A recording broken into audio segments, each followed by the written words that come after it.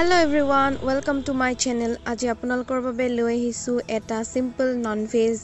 lunch recipe. Tar babe moi loisu olopman laskosi khak ba latkosi khak gote kon bilahi aru mas. Prothomote mas khini fry kori lom. Mas khini olop rongoswa koi tan koi fry korim jihetu jul bonam hebabe tan koi fry koribo laibo নহলে ভাগি যায় আৰু এয়া মাছখিনি fry কৰি লৈছো এটা side ৰঙচুৱা হৈ গৈছে হেবাবে লুটিয়াই দিছো মাছৰ আঞ্জাখনৰ লগতে আৰু দুটা ভাজি বনাম কেৰেলা আৰু বেঙেনাৰ ভাজি আৰু সৰু আলুৰ ভাজি লগতে বেঙেনা কেডুখৰমান ফ্ৰাইও কৰিম প্ৰথমতে মাছখিনি ফ্ৰাই কৰি লওঁ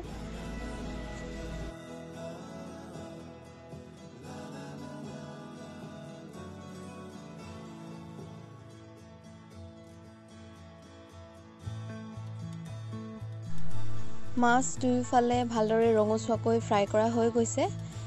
বাবে এতিয়া নমাই লৈছো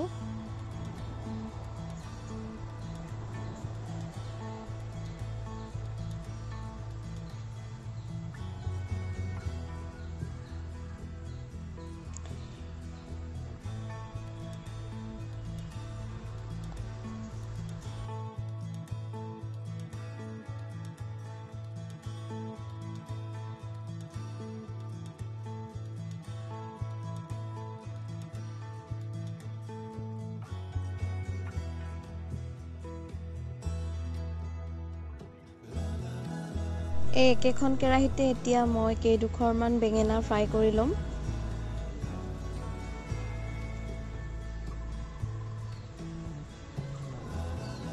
মাছ ফ্ৰাই কৰা তেলকণত বেঙেনা ফ্ৰাই কৰি খাবলৈ বৰ সোৱাদ হয় সেইবাবে মই একেখনতেই ফ্ৰাই কৰিছো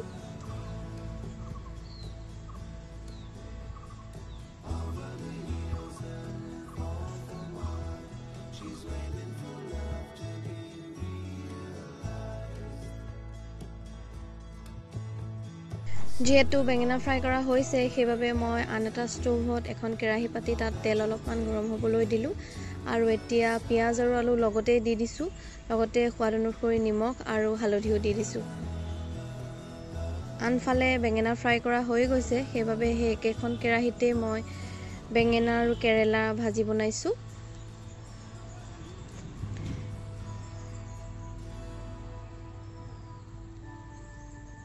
একেবাৰে সাধাৰণভাৱে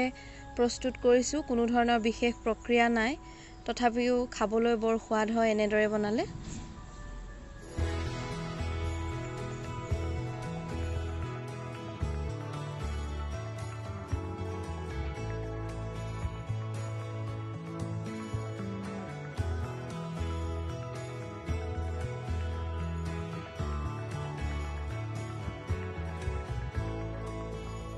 আৰু এয়া দুইখন ভাজি প্ৰায় সিজিবই ধৰিছে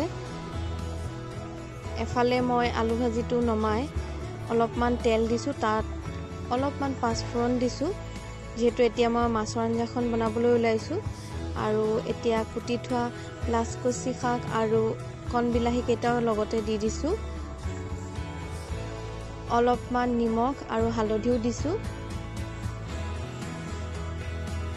এতিয়া এইখিনি অকণমান সময় ভাজি লম পানীখিনি শুকুৱালৈকে ভাজিম তাৰ পাছত নতুনকৈ গৰম পানী দিম ইয়াত আৰু এখন ঢাকনিৰে ঢাকি দিলো আৰু এয়া চাওক বেঙেনা আৰু কেৰেলাৰ ভাজি খাবৰ বাবে সাজু হৈ গ'ল আনফালে সৰু আলু ভাজি আৰু এয়া চাওক শাকৰ পৰা পানী ওলাই উতলিব ধৰিছে সেইখিনি শুকুৱাৰ পাছত মই নতুনকৈ পানী দিলো গৰম পানী দিছো তেতিয়া খাবলৈ সোৱাদ বেছি হয় সেইবাবে গৰম পানী দিলো অলপমান উতলিব ধৰিলে মাছখিনি দি দিছো